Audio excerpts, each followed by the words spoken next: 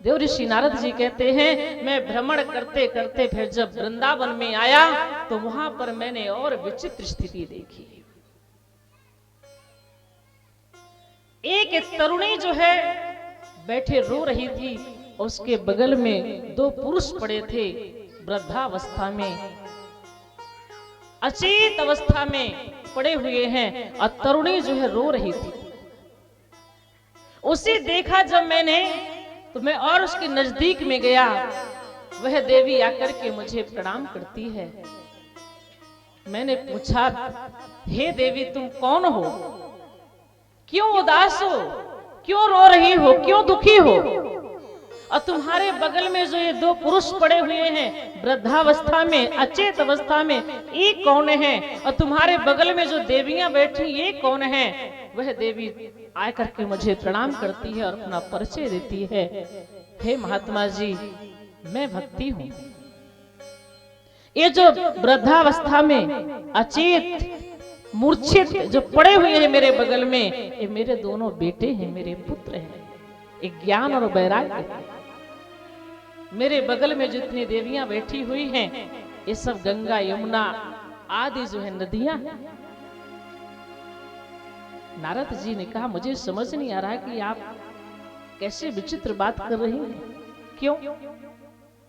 आप तरुण अवस्था में हैं, युवा अवस्था में हैं आप, और आपके पुत्र वृद्धावस्था में, यह कैसे हो सकता है?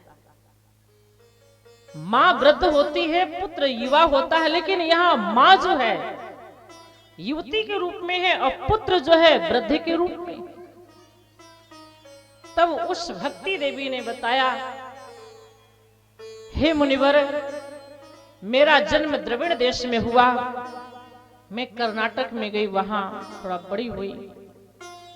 महाराष्ट्र प्रांत में मुझे सम्मान मिला। गुजरात आते आते मैं थोड़ा वृद्ध हो गई, और यहाँ आते आते थोड़ी दूर तक और वृद्ध हो गई। लेकिन वहां से भ्रमण करते करते जब मैं वृंदावन में आई तो मैं तो युवा हो गई, लेकिन जो मेरे पुत्र ज्ञान और वैराग्य हैं वो अभी भी वृद्ध है। उनकी वृद्धावस्था अभी भी नहीं गई, मेरी तो चली गई, उनकी नहीं गई।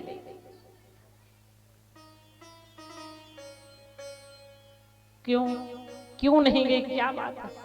ध्यान रखिए, वृंदावन में भक्ति देवी हमेशा नृत्य करती रहती हैं।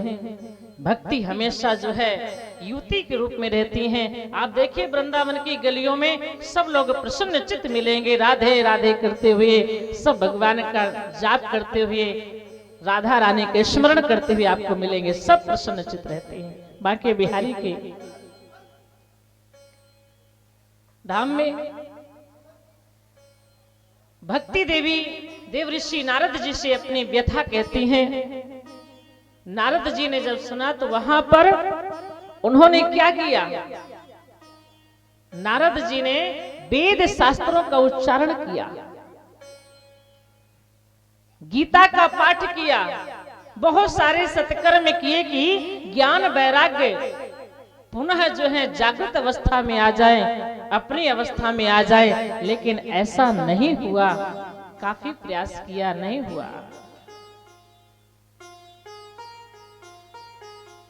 तब जो है दो शब्द सुनाई पड़े, आकाशवाणी हुई कि नारद आप सत्कर्म करो, सत्कर्म करो। नारद जी ने कहा, मैं कौन सा सत्कर्म करूं, क्या करूं कि मैं भक्ति के दुख को दूर करूं, ज्ञान वैराग्य के दुख को दूर करूं।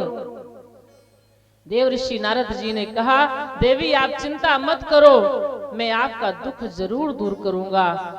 और वहीं पर ज्ञान वैराग भक्ति को छोड़ करके नारद जी सब आश्रमों में जाते हैं, सब संत महात्माओं से पूछते हैं कि मुझे आकाशवाणी में यह सुनाई पड़ा है कि सत्कर्म करो, तो मैं कौन सा सत्कर्म करूं? और मुझे ये बताया गया कि संतों के माध्यम से ही आपको सत्कर्म करने की प्रेरणा मिलेगी।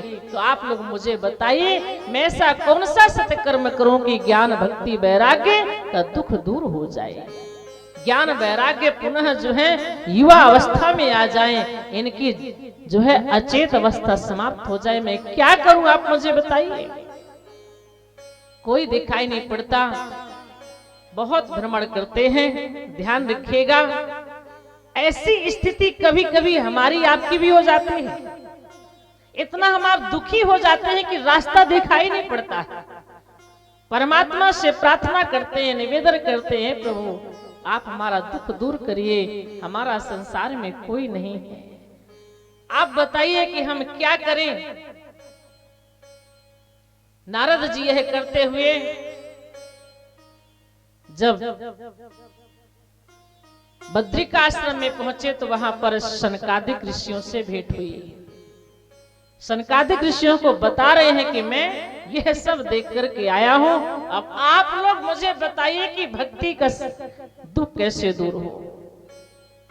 तब सनकादिक ऋषियों ने कहा कि आप चिंता न करिए, हम भक्ति के दुख को जरूर दूर करेंगे।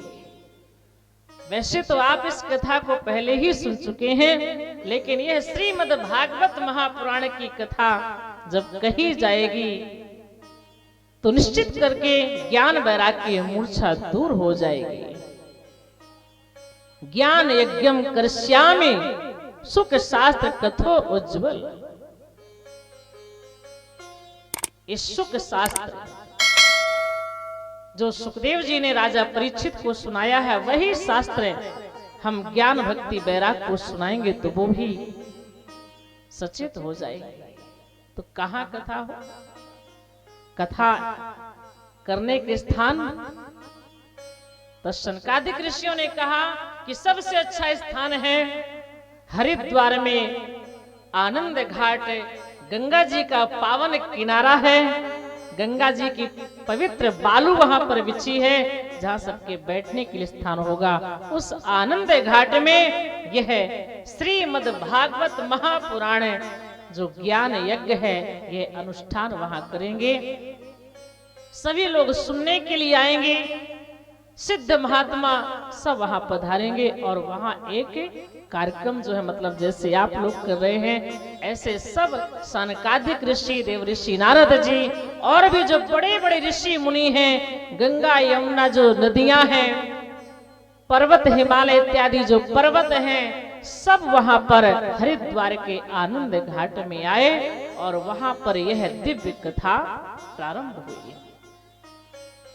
और जब भगवान की यह कथा प्रारंभ होती है तो वहीं पर भक्ति देवी भी अपने पुत्र ज्ञान वैराग्य के साथ भगवान के नाम का संकीर्तन करते हुए उपस्थित हो जाते हैं। श्री कृष्ण गोविंद